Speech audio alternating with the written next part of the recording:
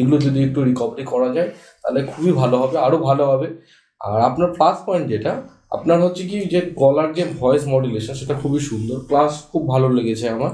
এগুলোকে ধরে রাখুন আর একটু নলেজ গেইন করুন, নেক্সট টাইম আশা করি আরও ভালো হবে। হাত ইউজ করা যায় বোর্ড মোছার সময়? হাত কেন ইউজ করবেন আপনি? ও হ্যাঁ, আপনি নার্ভাস ছিলেন বলে মেবি ইউজ করেছেন বারবার। আমাদের তো ডাস্টার রয়েছে, ওটা দিয়ে কাজ করবেন। আর স্যার বললেন যেগুলো ওগুলো একটু মাথায় রাখতে হবে আর একটু পড়াশোনা করতে হবে। টোটালি ব্যাক সাইড দেখাবেন না, হ্যাঁ? আপনি খুব সুন্দর ডেমো দিয়েছেন কিন্তু পুরোপুরি একদম ঘুরে যাচ্ছেন, লিঙ্কেজটাও ঠিক করে আনতে হবে। আর ব্যাক সাইড দেখাবেন না, একটু অ্যাঙ্গেল করে যাতে বোর্ডটা ছেলেমেয়েরা দেখতে পায় সেইভাবে করেন, আদারওয়াইজ খুব ভালো। কথা বলার যে কৌশল, আপনার ক্লাস নেওয়ার যে কৌশল অসাধারণ, আমার খুব ভালো লেগেছে। তবে স্যার এবং ম্যাডাম যে কথাগুলো বললেন এগুলো কিন্তু মাথায় রেখে আগামী দিনে আপনাকে চলতে হবে।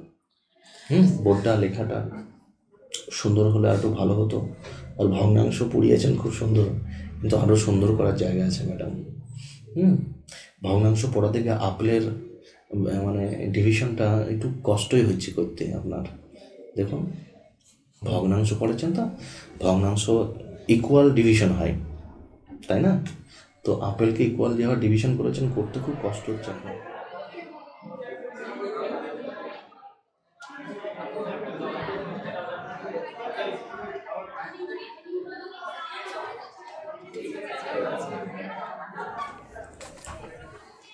বসুন। ধন্যবাদ। কি নাম ম্যাডাম? আমার নাম সম্প্রীতি গোস্বামী। সম্প্রীতি গোস্বামী, আচ্ছা। আপনার সম্পর্কে বলুন। আমি সম্প্রীতি গোস্বামী, আমি এসেছি মুর্শিদাবাদ জেলার খিদিরপুর কলোনি গ্রাম থেকে। আমি 2017 সালে মাধ্যমিক পাস করি বাড়িপাড়া হাই স্কুল থেকে। এই স্কুল থেকে আমি 2019 সালে উচ্চ মাধ্যমিক পাস করি।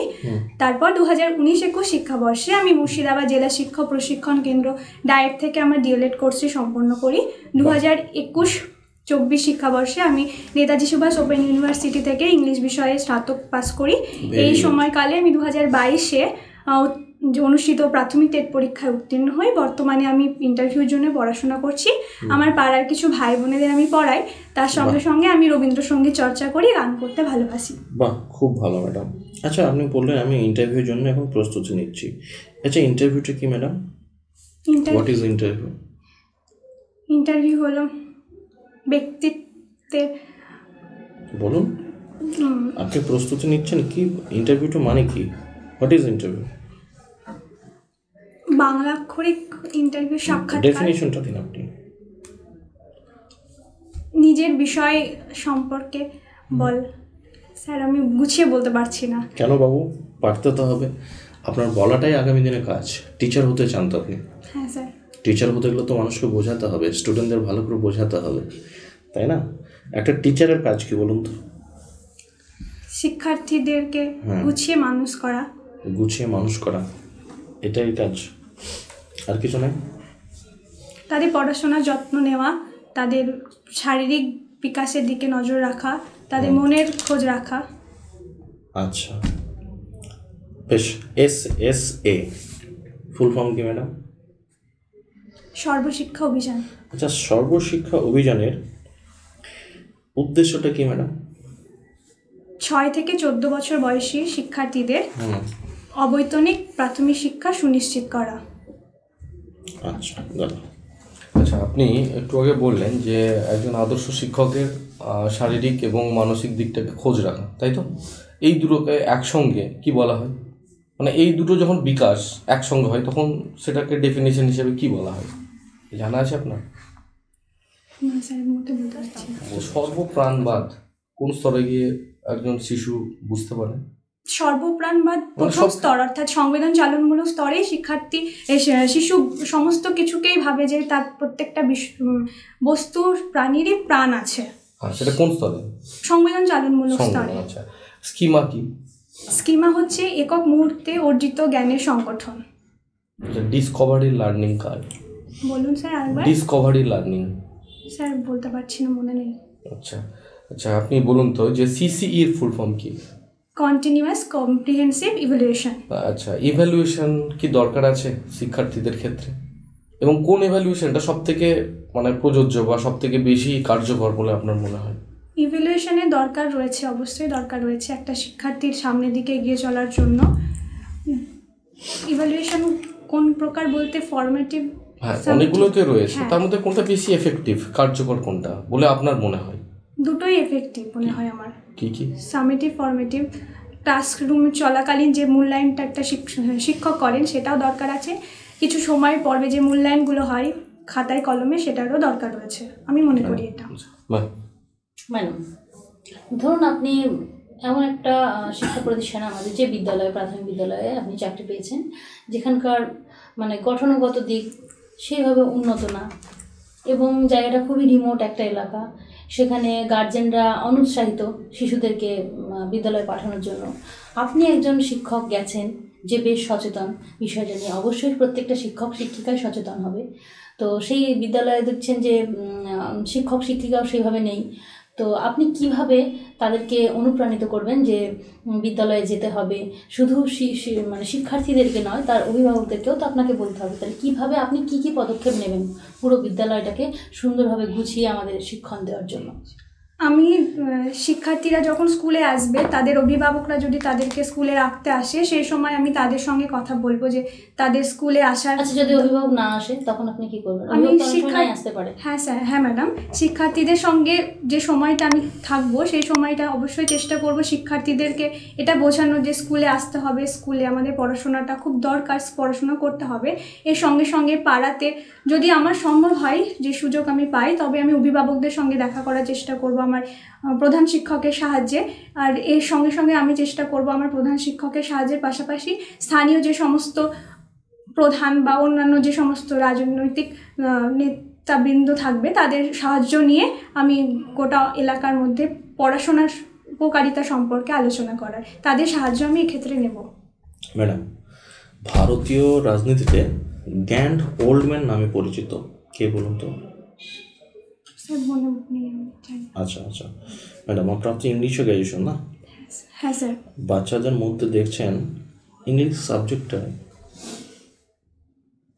দুর্বলতা, ইংলিশ সাবজেক্টটা পড়ার প্রতি তাদের আগ্রহ নেই, তাহলে এই সাবজেক্টের প্রতি তাদের ইন্টারেস্ট কীভাবে বাড়াবেন আপনি? তাদের রাইম পড়ানোর মধ্য দিয়ে আমি শুরু করব। এরপর আমি চেষ্টা করব তাদের ভেঙে ভেঙে না পড়ানোর থেকে তাদের একটু মুখস্থর দিকে নিয়ে যেতে। যেমন প্রথমে যদি ওই বিএ বা সিএ কা এরকমভাবে উচ্চারণ প্রসেসের মধ্যে দিয়ে, পদ্ধতির মধ্যে দিয়ে তাদের নিয়ে যাব। আস্তে আস্তে যখন তারা নিজেরা পড়তে শিখতে পারবে তখন তাদের ভালোবাসাটা নিজে থেকেই আসবে, এটা আমি মনে করি। আচ্ছা বেশ, কে পড়াবেন ম্যাডাম আজ আমাদের? আজ আমি ক্লাস 4-এর ভগ্নাংশ বিষয়টা পড়াবো। ওকে, ভগ্নাংশ। গুড মর্নিং শ্রেণী, তোমরা সবাই কেমন আছো? ভালো আছো? আমিও খুব ভালো আছি। তো সকলের এই শীতটা কেমন কাটলো? খুব ভালো কাটলো। তোমরা আচ্ছা, আমরা আজকে সকলে আমাদের নখ, পায়ের নখ, হাতের নখের যত্ন নিয়ে এসেছি তো? সবাই পরিষ্কার পরিচ্ছন্ন হয়ে এসেছি তো? আচ্ছা, সকলেই কিন্তু নিজেকে সব সময় পরিষ্কার পরিচ্ছন্ন রাখবে। কেন বলো তো? এখন তো আবার ঋতু পরিবর্তন হচ্ছে, এই সময়টাতে কিন্তু আমাদের শরীরে জীবাণুরা বাসা বাঁধতে পারে। তো আমরা সব সময় নিজেদের পরিষ্কার পরিচ্ছন্ন রাখবো, নয়তো কিন্তু আমরা আবার জ্বর, অসুখ এই সমস্ততে আবার ভুগতে পারি, তাই তো? গতকাল আমরা কি পড়েছিলাম? গতকাল আমরা আমাদের গণিতের ক্লাসে ভাগ অঙ্ক অভ্যাস করেছিলাম, তাই না? তো তোমরা আমাকে এবার একটা ভাগ করে দেখাবে। আমি এখানে বোর্ডে লিখছি, তোমরা আমার সঙ্গে সঙ্গে পড়বে এবং ভাগটা নিজেদের খাতায় করবে, তার সঙ্গে সঙ্গে আমিও এখানে বোর্ডে করে দেব, ঠিক আছে? বেশ, তোমরা সবাই নিজের নিজের খাতা পেন একটু একটু করে বের করো, এটা আমি ততক্ষণ লিখে নিই। আচ্ছা বেশ, এবার আমি তোমাদেরকে অঙ্কটা লিখছি বোর্ডে, তোমরা সবাই চুপচাপ একটু একটু করে দেখো আর চেষ্টা করো। দিদিমণি 8টি আপেল নিয়ে এলো, ঠিক আছে? শ্রেণীতে সবাই পড়তে পারছো তো? দেখো, দিদিমণি শ্রেণীতে 8টি আপেল নিয়ে এসেছে। আমরা এখানে কজন আছি? 4 জন আছে। আমি কিছু লিখছি না, ঠিক আছে? আমি তোমাদের এইভাবে একটু সাংকেতিকভাবে লিখে দিচ্ছি। 4 জন আছে, 4 জনের মধ্যে চলো তো ভাগ করে খাই, দেখি তো প্রত্যেকে কতজন পাচ্ছি।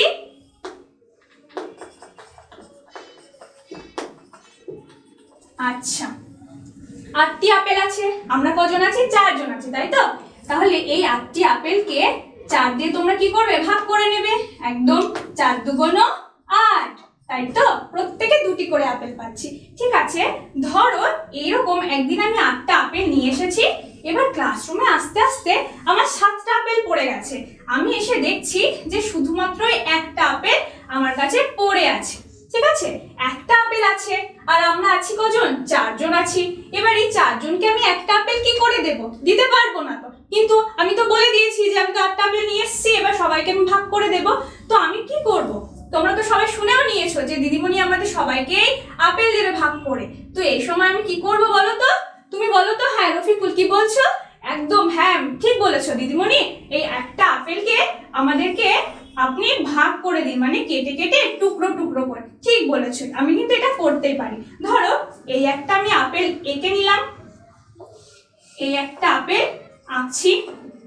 এই আপেলটাকে এবার আমরা কজন আছি? 4 জন আছি। তো চলো তো এই আপেলটাকে আমরা 4টে টুকরো করে নিই। একটা টুকরো, 2টো টুকরো, 3 টুকরো, 4 টুকরো। এবার আমি তোমাদেরকে আপেলের কি দেব? একটি আপেল কি গোটা দিয়ে দিতে পারবো না, টুকরো করে দেব। একটি টুকরো আপেল দেবো। এই একটি টুকরো আপেল আর একটি আপেলের তো পার্থক্য রয়েছে। তোমরা বাড়িতে গিয়ে কি বলবে? যে দিদিমণি আমাদের আজকে একটি টুকরো আপেল দিয়েছিল, তাই না? এবার এই একটি টুকরো আপেলকে কি করে লিখতে হয় জানো? আমি এখানে এই আপেলটাকে কটা ভাগে ভাগ করেছি? 4টে ভাগে ভাগ করেছি। আর প্রত্যেকে কটা করে নেব? একটি করে নেব। তো এইভাবে এইটা প্রকাশ করার জন্য আমাদেরকে একটা চিহ্নের সাহায্য নিতে হবে, জানো তো? এই চিহ্নটাকে বলা হয় ভগ্নাংশ চিহ্ন। এই ভগ্নাংশ চিহ্নটা নিলাম। এবার আমার কাছে আমি কটা ভাগ করেছি? আপেলটাকে 4টি ভাগ করেছি। এই ভগ্নাংশ চিহ্নের নিচে লিখবো 4। আর এবার প্রত্যেকে কটা করে টুকরো পেলাম? একটি করে টুকরো পেলাম। তাহলে এটা কি বোঝাচ্ছে? যে একটি আপেল ছিল, সেই আপেলটাকে আমি 4টি ভাগে ভাগ করলাম, দিয়ে আমরা প্রত্যেকে একটি করে টুকরো নিলাম। তাহলে আমি পেলাম 4 ভাগের 1 অংশ। এবার রফিকুলকে আমি কি দিলাম? এই ধরো এটা আমি নিয়ে নিলাম।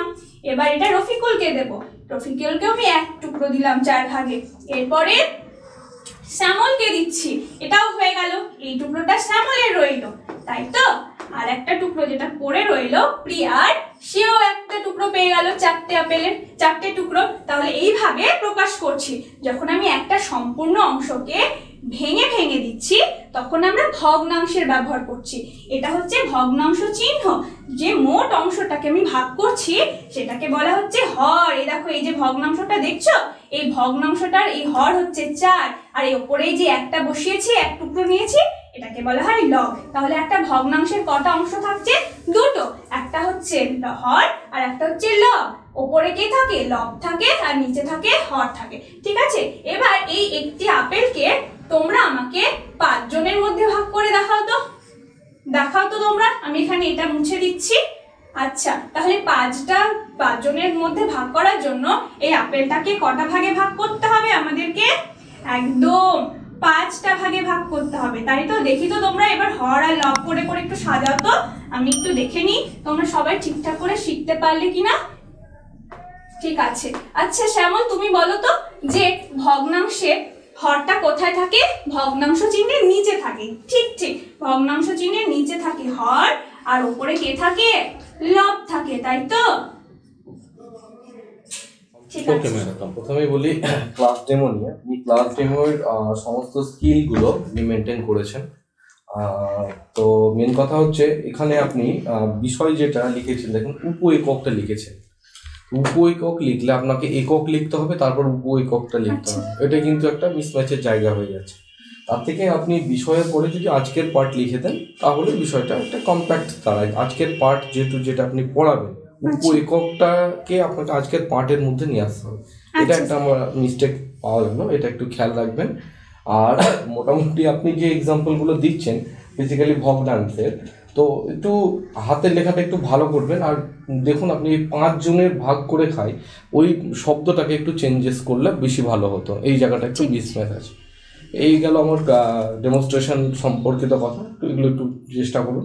ইন্টারভিউ সম্পর্কে বলবো, প্রথমে আপনি আসলেন, আসার পারমিশন নিয়েছেন, কিন্তু কোনো গ্রিটিংস আমাদেরকে অভিবাদন করেননি। এটা একটা মিস্টেক ছিল। এটা একটু খেয়াল রাখতে হবে। আর একটু নলেজ গেন করতে হবে, সামান্য কিছু নলেজের ঘাটতি রয়েছে, এগুলো যদি একটু রিকভারি করা যায় তাহলে খুবই ভালো হবে, আরও ভালো হবে।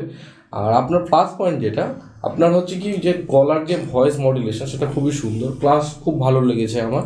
এগুলোকে ধরে রাখুন আর একটু নলেজ গেন করুন, নেক্সট টাইম আশা করি আরও ভালো হবে। মানে আচ্ছা ম্যাডাম, ঠিক আছেন, ভালো আছেন তো? আচ্ছা বেশ। স্যার তো বললেন ক্লাস ডেমো নিয়ে। আর লেখাটা দেখুন ম্যাডাম, আমি এর জন্য কিন্তু মুছতে নিষেধ করলাম, কতটা মিসম্যাচ লাগছে। শ্রেণী চতুর্থ কত বড় হলো, বাকিগুলো সব ছোট হয়ে গেল। হ্যাঁ, এবং আপেল দিয়ে আপনি বুঝিয়েছেন খুব সুন্দর হয়েছে, কিন্তু যখন আপনি একটা ভেরিয়েশন চাইছেন তখন তাহলে উদাহরণের বিষয়টা আর একটা অন্য কিছু দিয়ে দেখান। আপেল যেমন হলো, পাশাপাশি আপনি আরও একটা বাস্তব কিছু দিয়ে উদাহরণ দেখান, তাহলে ভালো লাগবে, একই জিনিসে একঘেয়েমি আসবে না। আর বারবার হাত ইউজ করছিলেন বোর্ড মুছতে, কেন ম্যাডাম? আমরা ডিএডে শিখিনি হাত ইউজ করা যায় বোর্ড মোছার সময়? হাত কেন ইউজ করবেন আপনি? ও হ্যাঁ, আপনি নার্ভাস ছিলেন বলে মেবি ইউজ করেছেন বারবার। আমাদের তো ডাস্টার রয়েছে, ওটা দিয়ে কাজ করবেন। আর স্যার বললেন যেগুলো ওগুলো একটু মাথায় রাখতে হবে, আর একটু পড়াশোনা করতে হবে। টোটালি ব্যাক সাইড দেখাবেন না। হ্যাঁ, আপনি খুব সুন্দর ডেমো দিয়েছেন, কিন্তু পুরোপুরি একদম ঘুরে যাচ্ছেন, লিঙ্কেজটাও ঠিক করে আনতে হবে। আর ব্যাক সাইড দেখাবেন না, একটু অ্যাঙ্গেল করে যাতে বোর্ডটা ছেলেমেয়েরা দেখতে পায় সেইভাবে করে। আদারওয়াইজ খুব ভালো হয়েছে ম্যাডাম, খুব সুন্দর হয়েছে। আমি আপনার আগের আমি ছিলাম আপনার ইন্টারভিউয়ে, আগের থেকে হিউজ ডিফারেন্স, খুব ভালো হয়েছে, আরও ভালো আশা করি। ম্যাডাম, কথা বলার যে কৌশল, আপনার ক্লাস নেওয়ার যে কৌশল অসাধারণ, আমার খুব ভালো লেগেছে। তবে স্যার এবং ম্যাডাম যে কথাগুলো বললেন এগুলো কিন্তু মাথায় রেখে আগামী দিনে আপনাকে চলতে হবে। বোর্ডটা লেখাটা সুন্দর হলে আরও ভালো হতো। আর ভগ্নাংশ পড়িয়েছেন খুব সুন্দর, কিন্তু আরও সুন্দর করার জায়গা আছে ম্যাডাম। ভগ্নাংশ পড়া থেকে আপেলের মানে ডিভিশনটা একটু কষ্টই হচ্ছে করতে আপনার। দেখুন, ভগ্নাংশ পড়েছেন তো, ভগ্নাংশ ইকুয়াল ডিভিশন হয়, তাই না? তো আপেলকে ইকুয়াল যেভাবে ডিভিশন করেছেন, করতে খুব কষ্ট হচ্ছে আপনার। দেখুন, একটাও ইকুয়াল মনে হচ্ছে না। বাচ্চারা ইকুয়াল ডিভিশন তো ভগ্নাংশ যখন করেছেন, ইকুয়াল 4টে ভাগ করেছিলেন, তারপর ইকুয়াল আবার 5টা ভাগ করলেন, এখন 4টে করে দেখিয়েছেন, একটা কম হয়ে গেছে। তো এগুলো আপেলের এক্সাম্পলটা দিয়ে ভগ্নাংশ বোঝানো একটু কষ্টই, বাচ্চারা বুঝতে পারবে না। আমরা জানি বলে আমরা বুঝে নিচ্ছি, কিন্তু বাচ্চাদের যদি আপনি আপেলের এক্সাম দিয়ে বোঝাতে চান এরকমভাবে ছবি এঁকে, যেহেতু আপেলটা 3D ফিগার, 2Dতে তো ঠিক আঁকা যাচ্ছে না, বুঝতে কষ্টই হবে। তাহলে আপনাকে কিন্তু আপেল নিয়ে গিয়ে আপনার বাড়িতে কিনে নিয়ে কেটে কেটে দেখাতে হবে, তাহলে আবার ঠিক আছে। নাহলে কিন্তু এবার বোঝা কঠিন আছে, বাচ্চারা বুঝতে পারবে না আমার মনে হয়। তা আপনি অন্য কিছু যদি যেটা বোঝা যাচ্ছে সচরাচর সেরকম মানে ফিগারের জিনিস কাটতে হবে, তাহলে সুবিধা হবে। বাচ্চারা কিন্তু নিতে পারবে না। আমি জানি, আমরা জানি, আমরা বুঝতে পারছি, ঠিক আছে, কিন্তু যে ধারণা দেবেন বাচ্চাদের যারা কিছুই জানে না, ধরুন তাহলে আপনি যেভাবে আপেলটা কেটেছেন না ম্যাডাম, এই কাটাটাই তাদের কাছে উদ্ধার করতে গিয়ে খুব কঠিন হয়ে যাবে। আপনি একবার ফিল করুন, আপনি যখন ছোটো ছিলেন, আপনি যাদেরকে পড়াচ্ছেন কষ্ট আছে, কিন্তু এমন একটা সুন্দর জিনিস আঁকতেন, ইকুয়াল 4টে ডিভিশন আপনি বোঝাতে পারছেন, তাহলে ওদের ভালো হতো। তাছাড়া ঠিক আছে ম্যাডাম, খুব ভালো। চলুন, হ্যাঁ, প্র্যাকটিসটা সুন্দর করুন, দেখুন আগামী দিন খুব ভালো হবে, আরও ভালো হবে। বেশ, আসছি ম্যাম। সম্প্রতি একটু